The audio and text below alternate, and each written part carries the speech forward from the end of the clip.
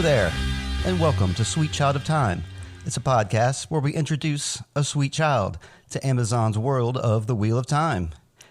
I'm Steve Barnes, your host, and I am sitting here with a very sweet child. He's my co-host. He's James McMullum. Hey, James. Hello. I see you.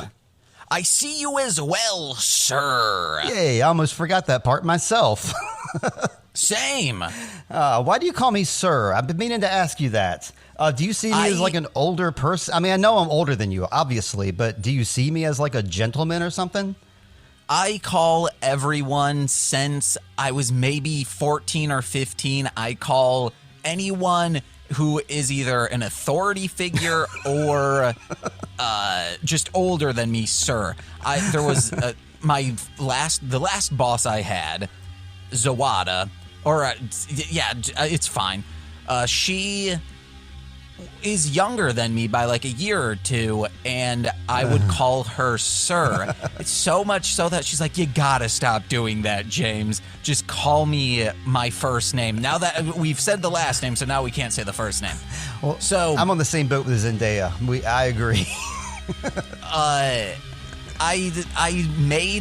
I drew up the peanuts. You know how one always says sir? I edited those pictures to make it look like me and her, and I'm saying, like, thank you, sir, and she's just like, ah! Like you're the Marcy of the group, I guess. Yeah, I'll find that picture, and then I will send it to you so then you can post it wherever you post things. Yep, you know I'm a poster boy. I'm a poster child for this show that's so sweet, and it feels weird today. Yeah, switched it up a little bit. Thanks for noticing. I've decided to start putting my theme song, The Wisdom, as the Sweet Child of Time theme song. Is that based around the thing? Of course, yes. It's about Nynaeve. It's about, the song is about Nynaeve I wrote it years ago.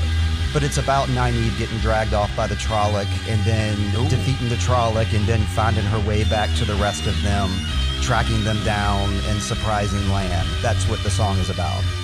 Okay. Yeah. See, I didn't know that before we started recording, and I was going to pitch song ideas to you that we could then use, like things that are specific about what's this thing called? The Wheel of Time? Sweet Child of Wheel of Time. Sweet Child of Time, yeah. Well, so I've written a song called The Wisdom. I've written a song called The High Questioner, which is about that guy from a couple episodes back that burned the Aes Sedai alive. I wrote a song like from his point of view, like how he feels. And I wrote a song. Why not the questionnaire? And it's a song asking people like, hey, if you have questions about Wheel of Time, let us know.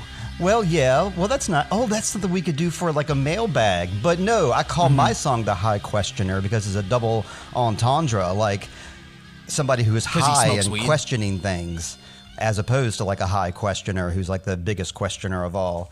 And then my other song is Hopper, which of course is about Hopper, not my dog Hopper, but Hopper the character in Wheel of Time, who there's a character named Hopper in Wheel of Time. That's why Hopper is named Hopper. Yes. Isn't it all coming together now? Have we met this person yet? Have we met this person yet? No, we have not. I'm not sure if we will. I'm not sure if it's a character, because they've done things where they've mashed characters up and eliminated some characters and things. So it seems like we will. I'd be upset if we did not see Hopper, but I'm prepared to be upset. Get upset, guys. Yeah. So yeah, that's the change. I'm going to start playing The Wisdom at the beginning of the show, and we're going to do our bands and then get into the book corner. But yeah, what's your week been like, James? I got a song back from Dragon Boy Suede, and we've been waiting for him to send verses back for me for a collab of him and I, and it happened. I'm excited. I can't believe we're hearing it here first on Sweet Child of Time with Exclusive. Hell yeah, Dragon Boy Suede and Marshland Monster. I mean, I'm excited for it. Okay, listeners, I've heard a copy. I've heard the full copy, and it fucking bangs. Excuse me, it effing bangs. I listened to it in my car with the bass all up. I mean, it was great. I don't own a car because I live in a city, so I'm glad other people are doing that. Right. I even heard a dude on the on one of our Discords saying he was going to install a nice system just so he can pump this in his car. Heck yes, Ashley, keep it up, buddy. But yeah, that's a good week. My week has been kind of the same. We've 6 songs are going to be on our EP now, so I've got 6 songs tracked out. Started recording bass tracks last night. I would say within a month or two, you're going to have an EP or maybe even an album. Who knows? Called Intravoid Presents Rebecca Crow. So I'm taking 2 of my bands and putting them together. We're doing our plugs at the beginning of the show, James. Isn't that crazy? Yeah. Now we don't need to do them at the end. There you guys go. I know. Jeez. We're switching up format. Shit heels. I'm no longer a sweetie. It's spicy child of time. Sweet spice of mine. It doesn't quite sound the same. But yeah, let's get heading into to our other plugs. I'm going to plug a couple of Richmond bands here. I'm not just going to plug them. I'm going to play the entire songs for us, James. They're going to be vastly different, so you'll be able to tell who is who, I'm sure. Yes. You play the entire songs? I generally do not, but I'm going to this week. Oh. Okay, because I don't listen back to the episodes. I got things to do, guys.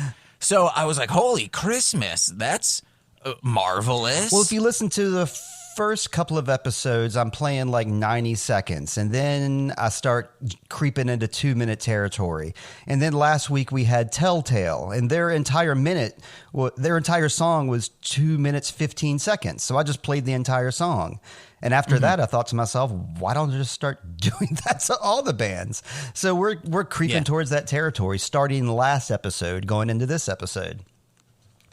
You said like this or that seconds. It doesn't, never mind. I was going to say nani seconds, which rhymed slightly with whatever you said, but I already forgot what you said. Don't never mind that. Thank you for saying that. I loved it. Oh, man, never mind everything. This episode is our never mind. That's right, yeah. We're going to have the baby on the cover suing us for this episode later for saying curse words at the beginning. So I'm going to play... Wait. Technically, that's me. Oh, you're the sweet child. I would be the child. Are you going to take me to court in a couple years saying that like I corrupted you and like ruined your life with this podcast?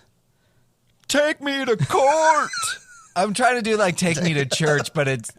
Okay, you got that. Okay. Well, Jesus. We're going to listen to Thunderchief first. This is a band from Richmond, Virginia. Their album is Synanthrope. They just put it out.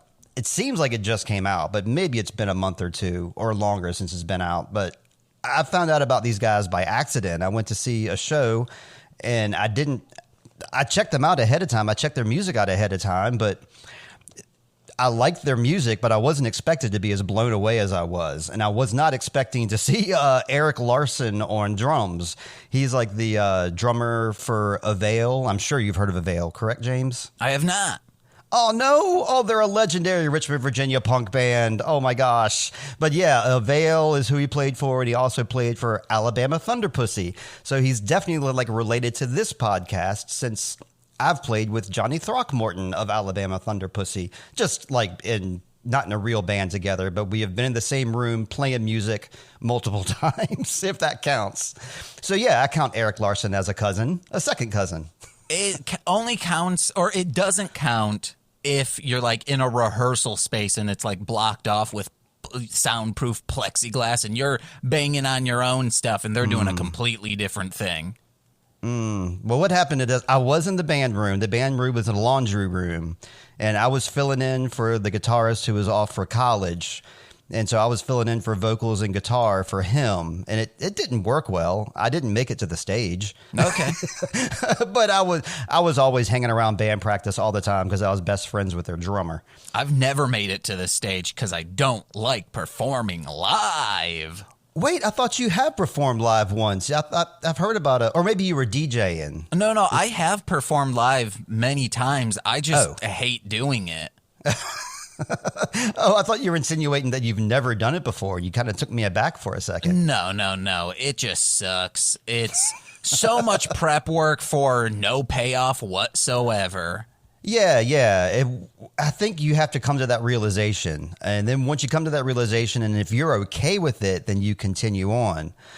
This show, I saw Thunderchief. I saw Thunderchief and Future Projector. It was a fantastic show. It should have been a crowded room, but it was a small room. There was not many of us there. And because it was intimate, it made it a different kind of show. It was fantastic, but it was enough to fill up a friggin' stadium. I mean, the noise level was through the roof. It was great. But yeah, they play live all the time. They're always touring, it seems. And actually, speaking of Thunderchief, by the time this show airs, I will have seen them again because they're playing at the same place down the street from me, 3 blocks over. All I got to do is just stroll over there and watch Thunderchief play on Friday night, which I'm going to do. Guys, I know exactly where this venue is because Mr. Barnes has been pointing in the direction this entire time. Actually, I can't see where your finger is pointed, so you could be doing like this over there, and you're pointing in front of you, even though you're making this gesture above your head over there. Richmonders, I am pointing in the direction of Another Round Bar and Grill on Brook Road, and it is over my head in that direction. So, yeah, we're going to hear Thunderchief first. I mentioned Eric Larson, but I did not mention Rick Surley, who's the brains behind the band. He is a singer, guitarist, and songwriter. The song we're going to hear by them is called King of Pleistocene. Yeah, there goes a little puppy barking. Oh, it's Heather. Let's take a break and say hi to Heather. Hey. Hello, Heather. James says hello, Heather. Hello, James. I heard it. Yay. And the second band I'm going to play, which is not going to be, because I should say Thunderchief is a very heavy, they call themselves Crust Doom, heavy as hell. The second band I'm going to play here before you hear me and James talk again is going to be called Asylum 213. Let's see how I would describe their music. I don't know how to describe it. It reminds me of Frank Zappa, maybe like Brubeck mixed in with some... I can't... You're going to have to listen to yourself and make your own assumptions. They're fantastic musicians. They have crazy time signatures. They're also hilarious. I mean, you follow them... I follow them like on TikTok and on Instagram, and they do stuff on Twitch. They have nothing but fun when they play. They're definitely a fun time band. They don't take anything seriously except for their music. I'm playing this song called Tuesday Gigs. Asylum 213. They're always playing around Richmond all the time too. Please check them out.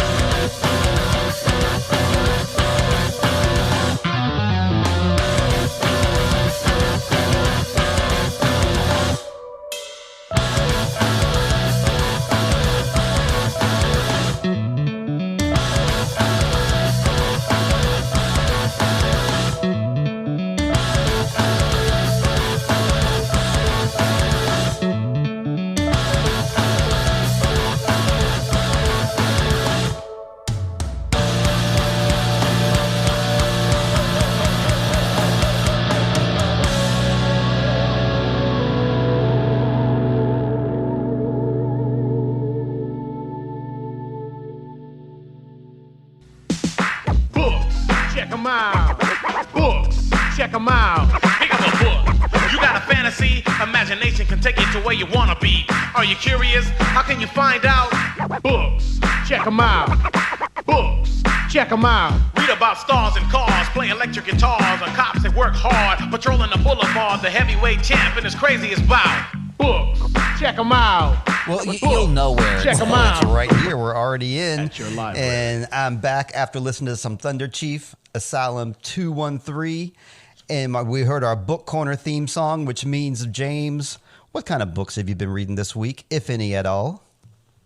I have read 0 books this week. The closest I came to, which I'm surprised you didn't ask me about this, is when you went to go watch Wheel of Time this week. You probably saw in your recently watched Ghoulies 4. Well, what has that got to do with books? Did you read the subtitles as you were watching Ghoulies 4? I did. Actually, subtitles I have been reading just because they're on there. There's no way to take them off on Netflix is Kotaro Lives Alone. It's a new anime on Netflix. It's amazing, guys. Watch it. It's a slice of life that's very funny, but also brutally sad. Right on. I've been catching up with my book, The Gathering Storm, book 12 of the Wheel of Time series. This book is infamous because this is the book that occurred after Robert Jordan passed away, and he knew that he was going to pass away, so he passed on the rest of his story to Brandon Sanderson and his wife, Harriet Dougal. So the two of them continued on with the last 3 books to continue the series, and it wasn't that long of a gap between book 11 and book 12, even due to like a new author, someone dying, having to grieve for your husband. So I look over there at George R.R. Martin taking his sweet time with his next book, trying to finish his series, and it's not a 1-to-1 comparison. It's a 100-to-0 comparison. Robert Jordan did it. I mean, and Brandon Sanderson knocked it out of the park. I really enjoy reading his style. I love both their styles, but there's a distinctive difference between books 1 through 11 and then the final books of the series. He did a great job of like mimicking some of Robert Jordan's like literary tricks and some of his devices. He did a fantastic job. Which one of Robert Jordan's tricks is to like ramble on and on and on about descriptions of things. So Brandon Sanderson took up that torch. He did a good job with it, and he introduced characters in a way that I thought was completely unique to the way that Robert Jordan introduced characters. Yeah, speaking of introducing characters, this episode, we're not introduced to any of the characters we're following now. New characters talking amongst themselves. I don't think I was told their names. That's why, yeah, I don't think you were either. They did mention a couple of names, and I did take note of them, but the subtitles are where you're going to have to learn. Some of these names you've never heard, like the blonde-haired warder that was hanging out with Lan. I don't think his name was ever spoken. Okay, I did not have my blue blockers on today, and that man has brown hair. Sandy blonde, we'll say, but let's start from the beginning. Today, I will just say Sandy, not blonde, just, yes, sandy hair. We're talking episode 4. It's called The Dragon Reborn. We're going to have some new characters in this episode that we'll discuss when we get to them. But I failed to take note of who directed this episode.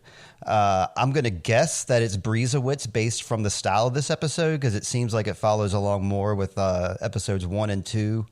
When Daniel Yip directed the last episode, 3, it seemed like it had a completely different tone to it. So I'm just take a wild guess and say this is Breezewitz directing this one.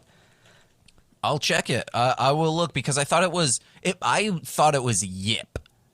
It was, or era. I thought it was a 3-letter word. Yeah, find out for me, please. That's great. I don't have a computer in front of me. That's fantastic. So we're going to start this episode out. We got this fella attacking the city. The Dragon Reborn is taking on, I want to say this right. I don't know how to pronounce any of these words.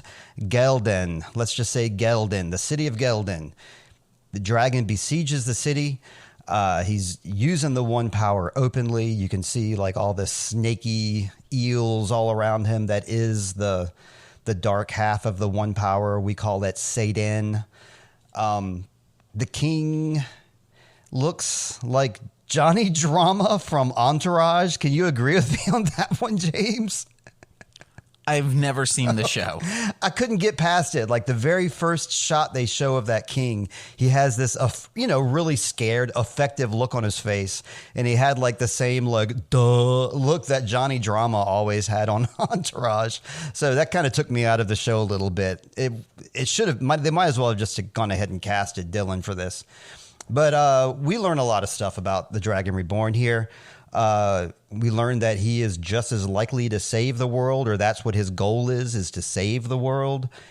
He wants to have followers joining him. He embraces this king to, be one of his allies. We know that these two figures are kind of telling him what to do, like the dark power not the dark power, but the magic that he's using is, speaking to him, one of which is a woman named Alusha, and the other of which did not have a name, but I'm just going to assume. So at first I was like, oh, these are people manipulating him as if they are a higher power. That was my assumption, but then later on in the episode, we're told that the Dark One years ago corrupted the true or one That's power, right. So men couldn't use it, which is weird, or it's just a way for him to be able to manipulate other people. Wait, so the Dark One's good? Did you just reveal a spoiler? No. Is that what you're saying?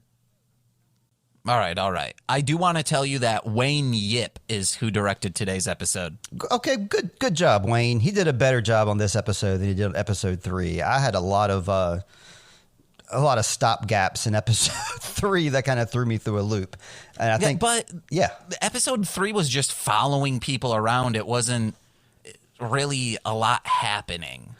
Yeah, but I thought how awkward the Tuathan were introduced was off-putting. Oh, yeah. And that scene could have definitely used a little bit of direction there. Before we go on with, because the Dragon Reborn here adopts the king as one of his followers now. Before we move on, do you have any other thoughts about that scene? Yeah, Nicole, because I was in a different room while it was playing the recap, and I was like, oh, I'll be back in time. But it had already started the episode, and Nicole's like, you're missing things. And then I said, Nicole, I don't need to even watch this show. I can just predict everything that's about to happen. You're so proud of yourself with your accurate predictions that you've made so far. I am. I'm making the mistake with you that I'm making with Charlotte. Charlotte's learning to drive right now. She's 16 and she's great. I mean, she's a fantastic driver, but I'm just filling her with all this like confidence and positivity. Like, oh, you're great. You're fantastic. You're, better than all these other people on the highway. And so now she has this huge confidence boost and she thinks that she can never get in a wreck ever because she's the best driver out there. It's better than what Nicole's father did for her, which was just scream constantly while teaching her how to drive. So Nicole doesn't like driving now. Yeah, I learned from my past, and I realized that there's right ways and wrong ways that things were done to me, and I have done too. Patience is the key when dealing with anyone. Patience and just general. I was going to say animosity, but that's not the right word. What's the word that starts with A that's similar to animosity, but it means the exact amicable? There you go. Oh, I was going to say apathy. Be a apathetic.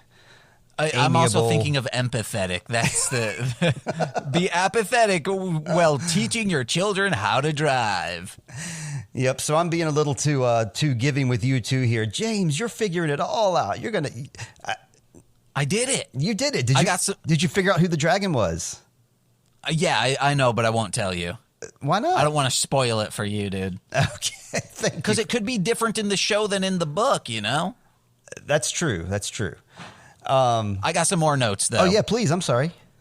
So Nicole stood up and, was about to leave the room. Well, the king was saying, "Oh, I'll give you the crown or whatever. I'll make you king." And then the Dragon Reborn, in quotes, maybe, he says, "What does the Dragon Reborn need with a crown?" And then Nicole said this, and I quote, "It means a lot because it's shiny and I'm a dragon." And dragons like to hoard things like golden crowns. So let's see. We're going to move on to the next scene, which we meet the Aes Sedai camp. It's kind of set up almost like a scout camp, separated in little patrols. In this case, separated into little Ajas. We see the green Aja and the red Aja tents out there. This is Corinne. You said you didn't catch some names, but they did name Corinne here. She's healing Moraine. And she does a good job. Good job, Corinne. But it weakens her. And this kind of thing would not normally weaken Corinne. The reason is because she's weak from having to shield the Dragon Reborn down. Or they're calling him the false dragon at this point because nobody believes he's the Dragon Reborn. It's kind of similar to some... Except the thousands of people who believe it. Yes. Those thousands of people definitely believe it, but everybody else is like, you're the false dragon. Everybody knows you're not for real. Or maybe they don't because they reveal when they captured him, they just made some thunder and shit and all his, in quotes, followers and warriors just left. They weren't willing to fight for this Dragon Reborn. Yeah, yep. We'll touch on that when we get to that scene when Leandrin talks about it. But for right now, we know that Alana, Leandrin, and Corinne, as well as Moraine, are the strongest Aes Sedai because they mention here that they're the only ones that are strong enough to shield this guy. Anybody else, just straight up couldn't do it. So that's just a little fact you want to put in your back pocket. The four of them, strongest Aes Sedai we know. Okay, and can I ask one of my questions for this week? Or this is more so a clarification. Definitely. Question number 1. Okay, this is about the robes that they wear, the different colors, and I just want to make sure that I have it correct. The greens are like the warriors, the foot soldiers that go out into battle. Correct. Okay, the red are, I guess, the police or the gatekeepers of magic. Absolutely, yes. And then the blue are the spies that go in and just gauge what climates are on the outside world. Exactly. You got it. All right. Yeah, I had that in my notes here to describe that, but you did it perfectly. Thank you. Are there any other robe colors? Have you watched the opening credits yet, James? Next question. Let's move on. If you watch the opening credits, you will see all the different colors of the Aja, and you will see, and you will know which ones are coming up next, perhaps. But for now, all we got is green, red, and blue. What is the Aja? Aja is just a term for their group, their sect. Kind of like you say, like a patrol or like a team, an Aja. Okay, so that's... The Aes Sedai are made up of different groups of Aja? Correct. Okay, all right. Yep, and there is 7 of them in all. Of course there's 7. Everything has to have a numerically perfect symbolism, right? How is 7 numerically perfect? Because it's a common lucky number. It's okay. Like the septagram. I don't know. It's just a number that comes up a lot in theology, mythology, and religion. You want to know a perfect number to me? Yeah. Like 10. It is. You can round it up perfectly. Because when I eat dumplings, I'm like, I need 10 dumplings. That's going to be good. Chips, I need 10 chips. Cookies, I need 10 cookies. Do I need to address the elephant in the room that's behind me here? Yeah, just going crazy on I'm guessing a bone? Yeah, he's got one of his peanut butter filled bones and he can't get the peanut butter out the center. So what he does is he throws the bone around the room to loosen up the peanut butter so that he can get to it. So we're going to take a little break. We're going to get Hopper's peanut butter bone here and we'll be right back. Okay, James? Yeah. Yeah. We can continue talking about Wheel of Time. Welcome back, James. Hello. Hello. So we were talking about the Dragon Reborn, or the false dragon, dang it. in the Ajas. We know that he's got thousands of followers, and we know that when they captured him, they surrounded their camp with lightning. They shielded him. They said it was super easy to do, even though that's the case, and it sounds like it was an easy capture.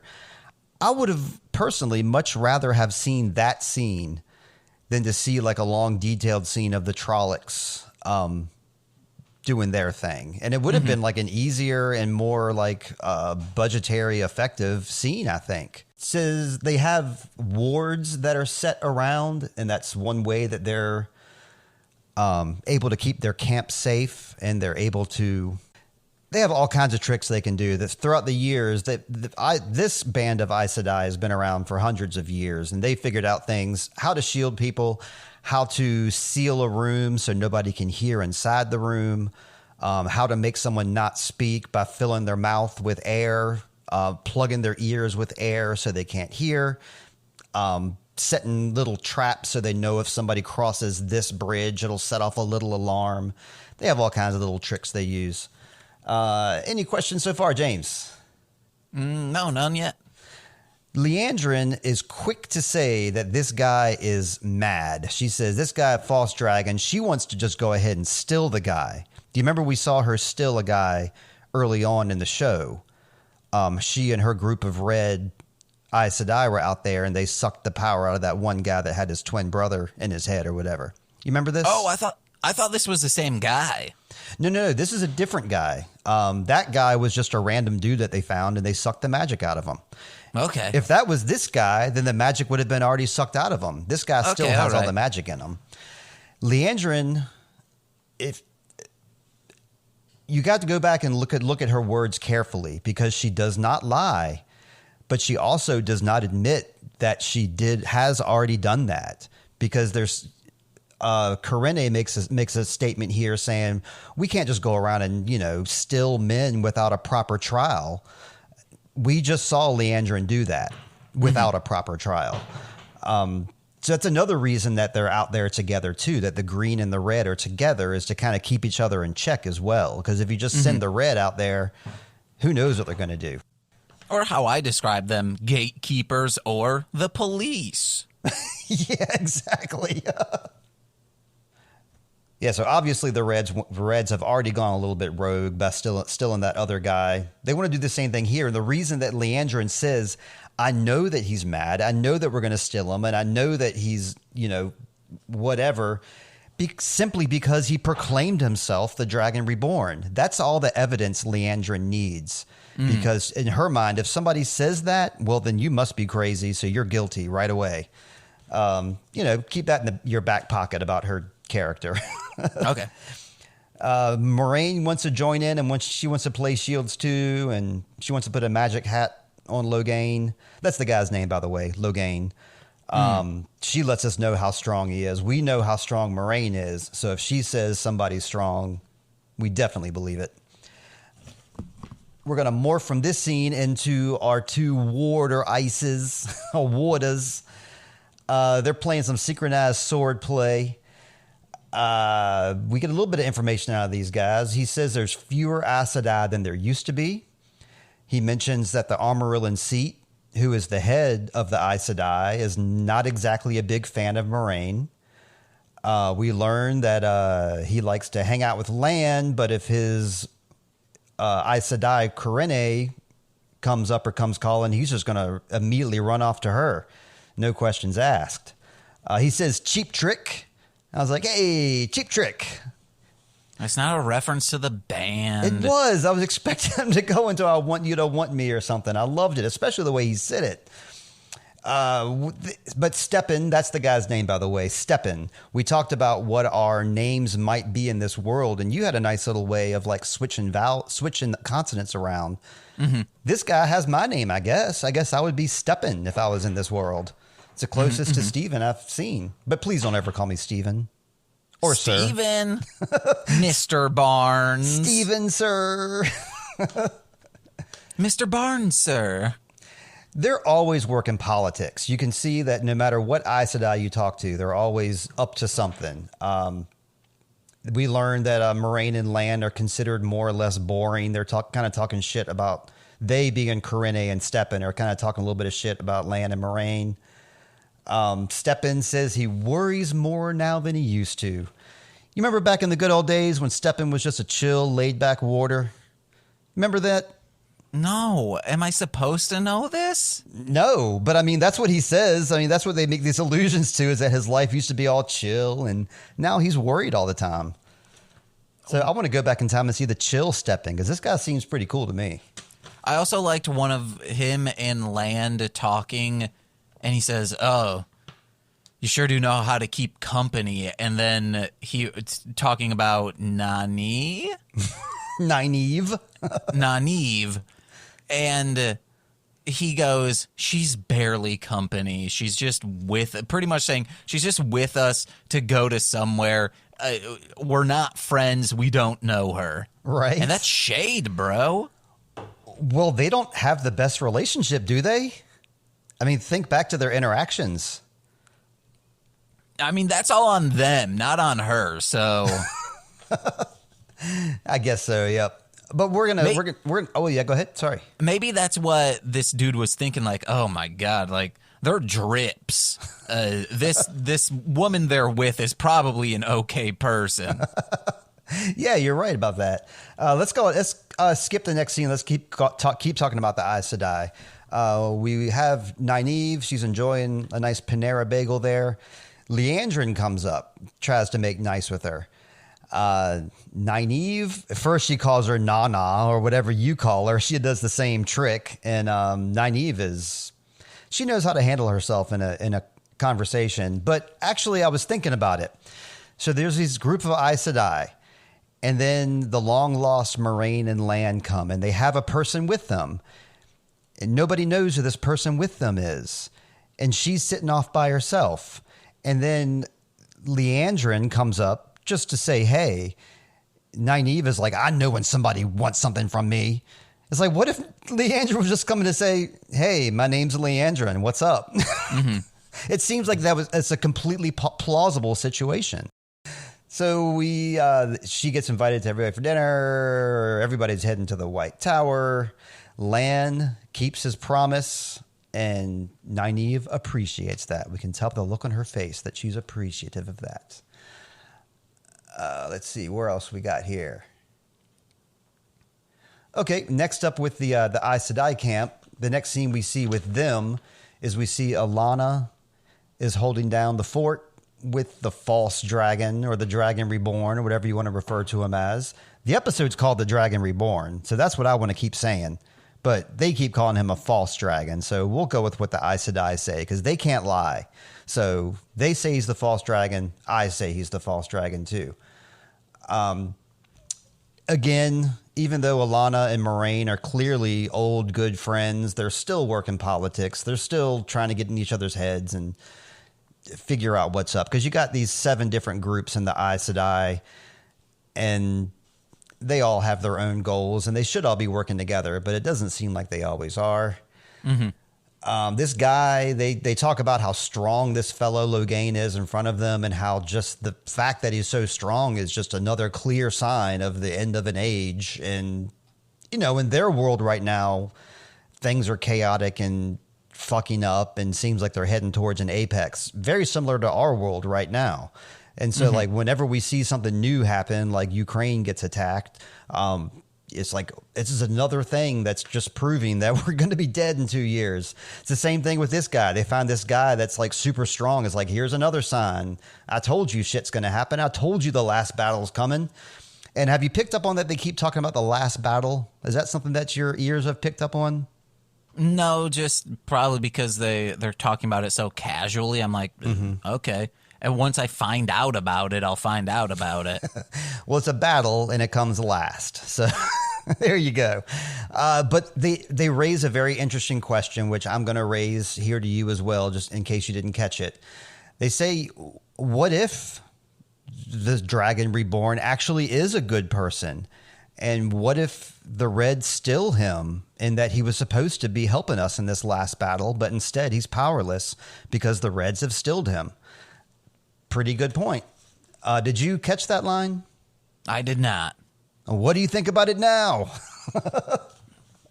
It's always a what if with everyone, you know? I know. Like, what if this child could cure cancer? But it's also like, what if they grow up to be a terrible person? Pro-choice, baby. They chose to be a terrible person, and then they chose to redeem themselves, and then they chose to cure cancer. It's all going to happen. Okay. Let's touch on Perrin and Egwene. There's really not much we see of Perrin and Egwene in the first half of this episode. But we know that Perrin doesn't trust hippies. All these hippies have dreadlocks. They're all, looks like a Grateful Dead troop to me.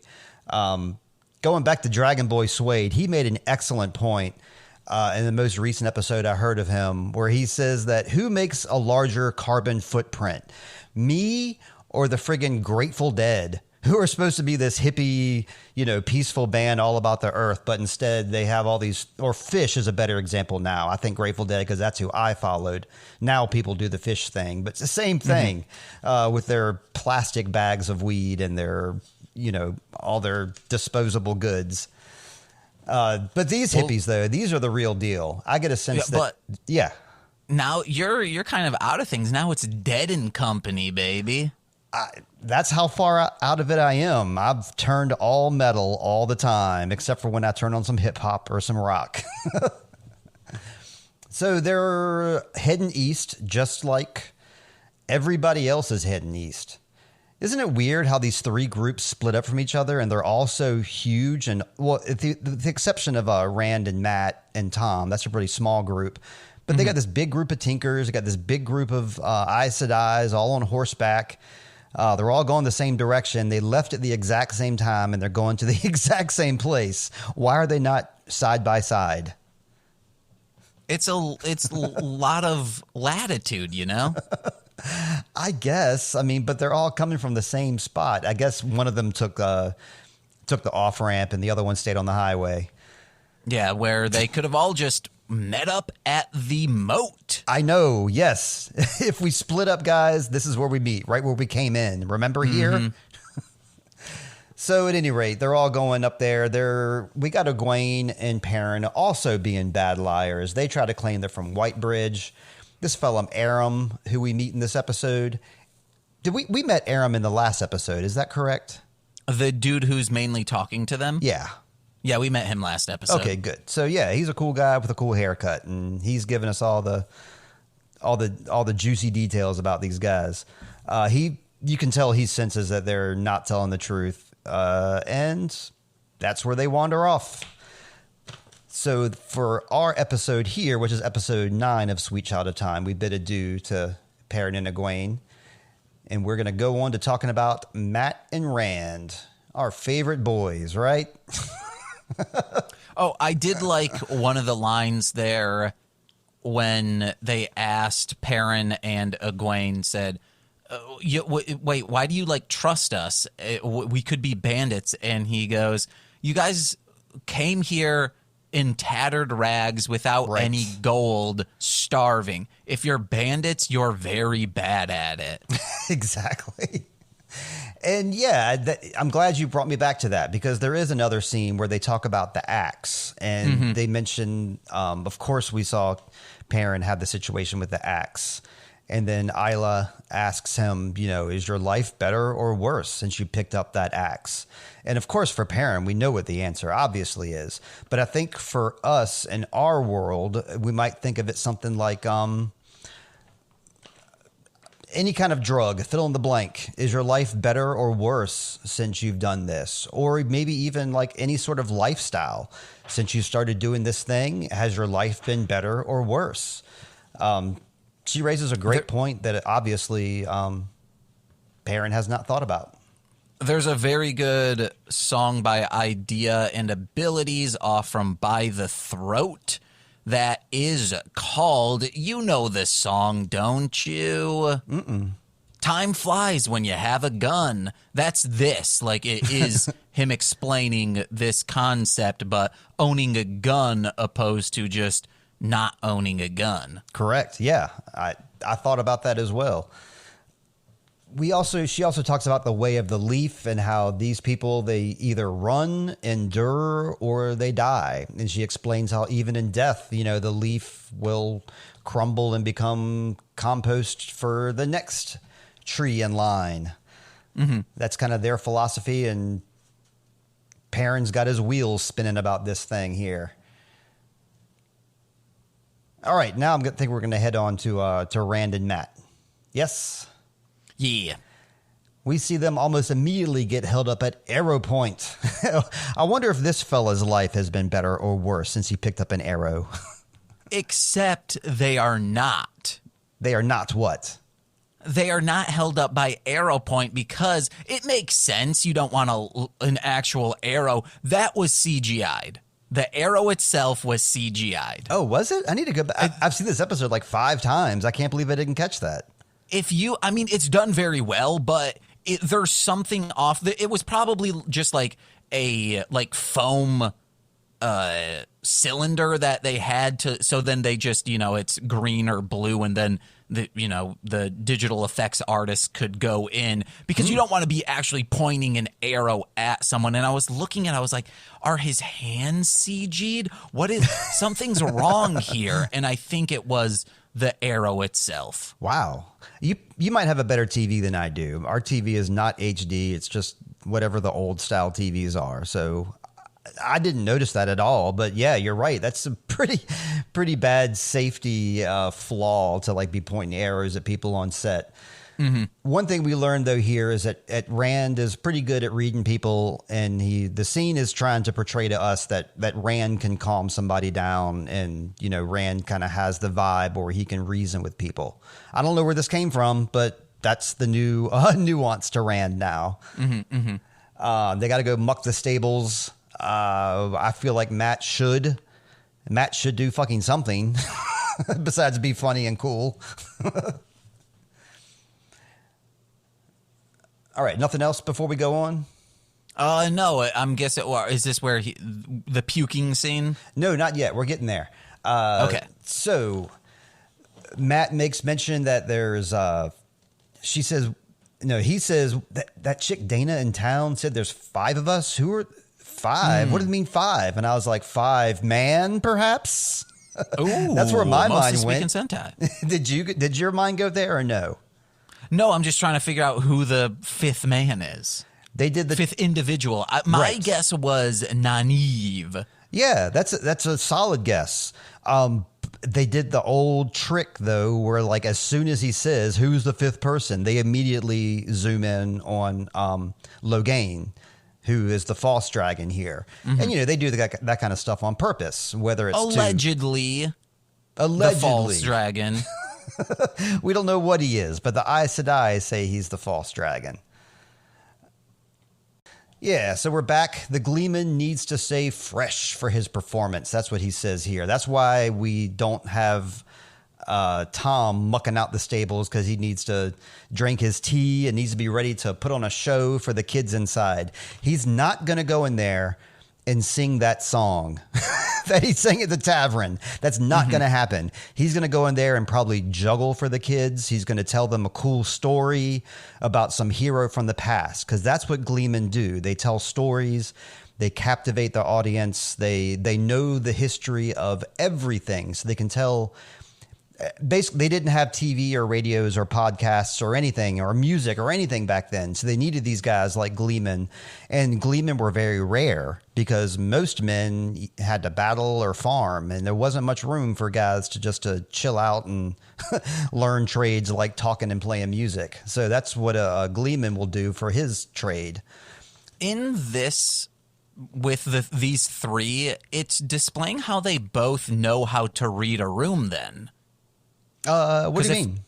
If Rand was like, if we try and do this opposed to what we think we should do, we can get a place to stay and be on good terms and keep surviving. Okay. If this Gleeman is like, hey, I'm not going to do my normal shit for these children. I know how to read a room to get my way in life and to keep surviving and living. And then the same with Matt of understanding and empathizing with this small girl because he is familiar with children of that age, and to, like, keep things moving, and for him to survive, to be like, oh, don't freak out. Yeah, I was puking up darkness, but I'm okay. I will make sure you feel comforted.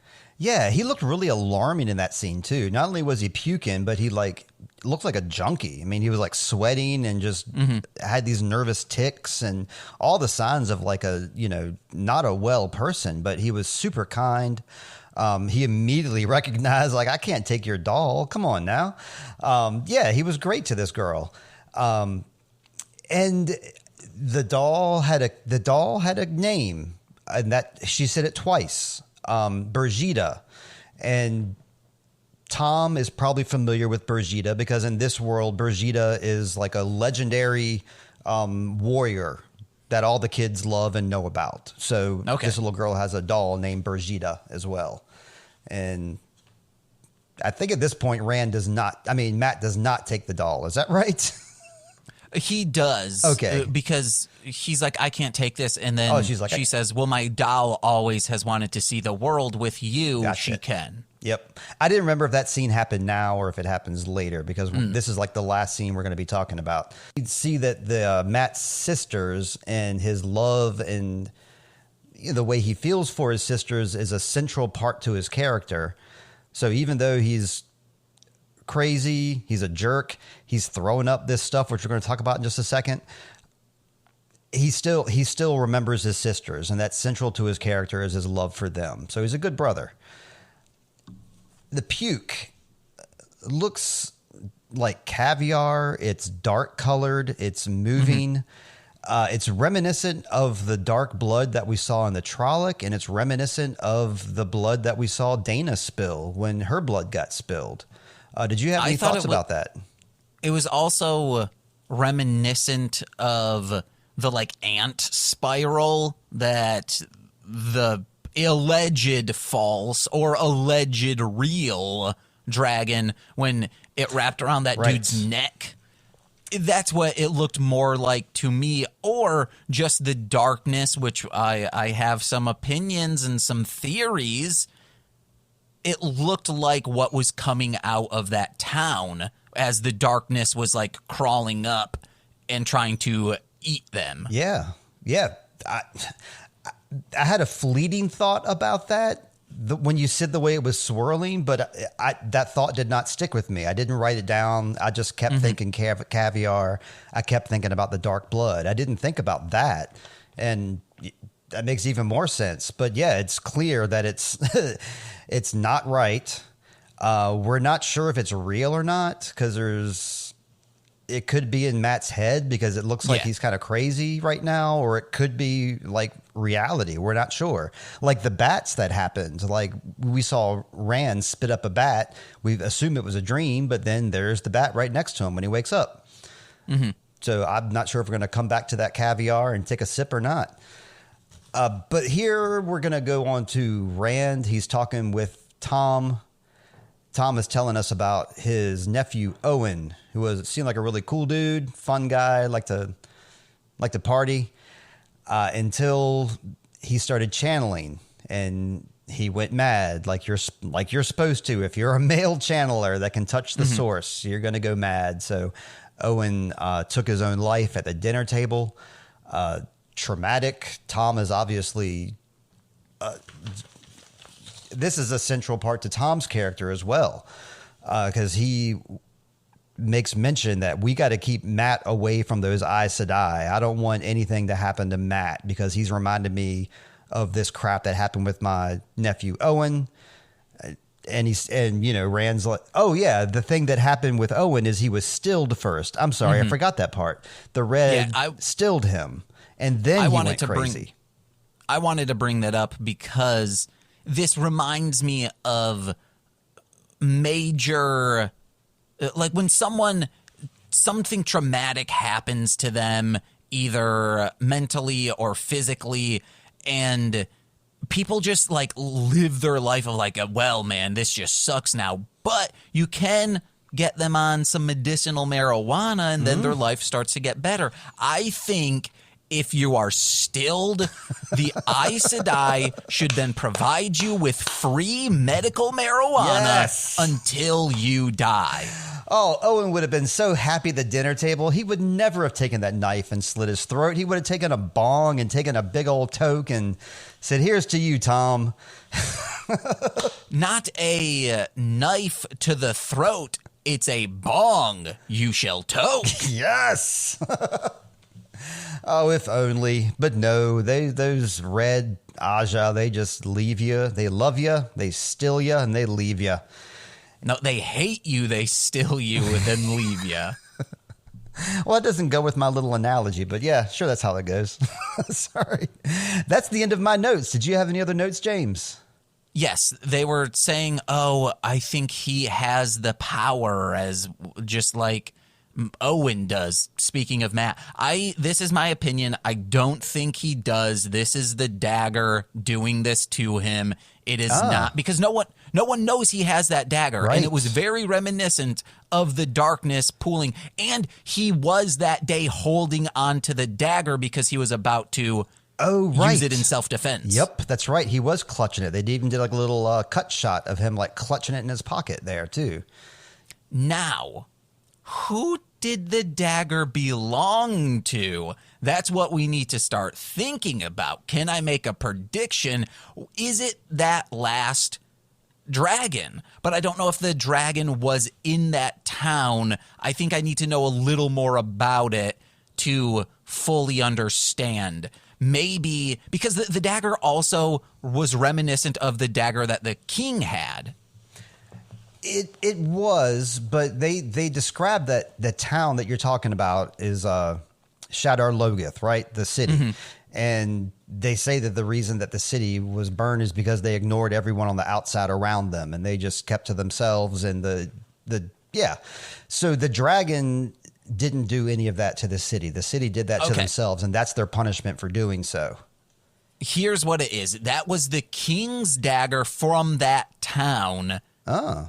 Because it looks a lot like a kingly blade that we saw that the other king had. Yeah. And because he did not use that to protect the world at large, which is a king's duty to do, it got cursed and corrupted. So anyone who holds it will be cursed and corrupted as well. Yeah, that makes total sense. And he's hidden it.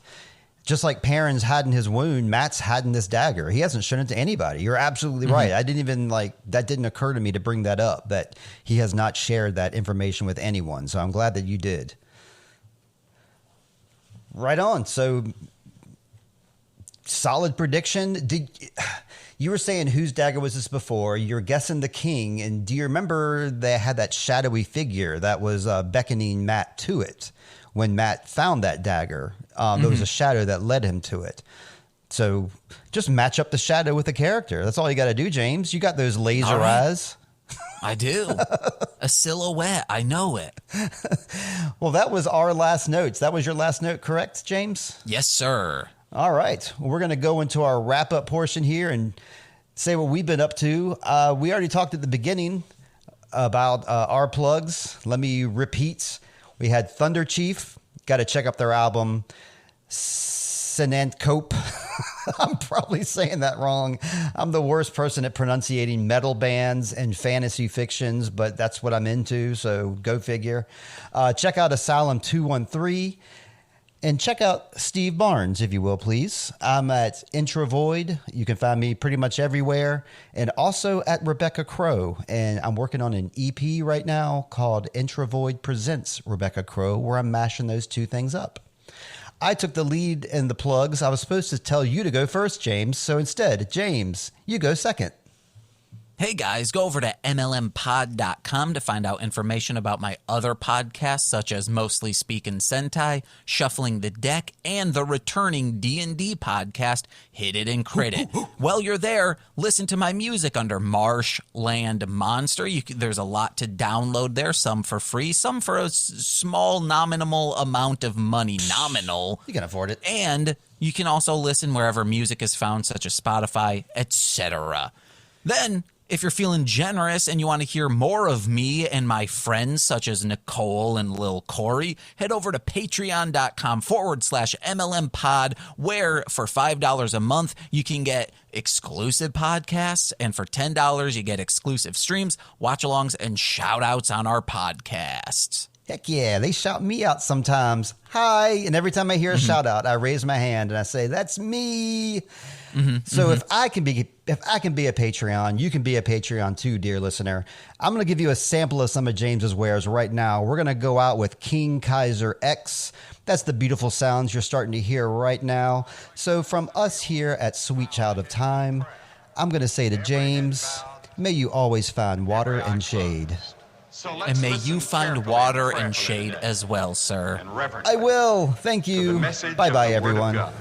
Bye. Read what's written in the planets, hidden, scripted into granite. Tomes of medicine, a condition forbidden, spitting maggots. I am sitting, speaking cantrips till my wicked king advances. While we slit the meek romantics on a twisted bleeding canvas. Feet on bleeding lesions of these lowly tired kids. Sacred breeds are ceased and breathing as they slowly die of sins. Never eat the demon legion and its lonely life of pigs. Yo, I see the trees of Eden till the unholy Kaiser bands. Hear the price of doom and death as I breathe fire breath. Exercise the living flesh is sending King Kaiser Rex. Blood let abrasion start to clot, congeal and curdle. Take the vaccination, now the rot is feeling fertile. Read the words of his damnation that are jotted and sealed in journals. Cleansing breath brings cremation, his inferno is eternal. Resurrected gods here and real crowd while choking kids. Please deny what knowing is the theme of light of broken bliss. Been subject to fraud since Pangea divided from ocean risk. We deicide the holiest to be beside us modiest. My insides is red, going inside your necks. My rhymes address all the lies by the blessed. Hear the price of doom and death as I breathe fire breath. Exercise the living flesh is sending King Kaiser Rex.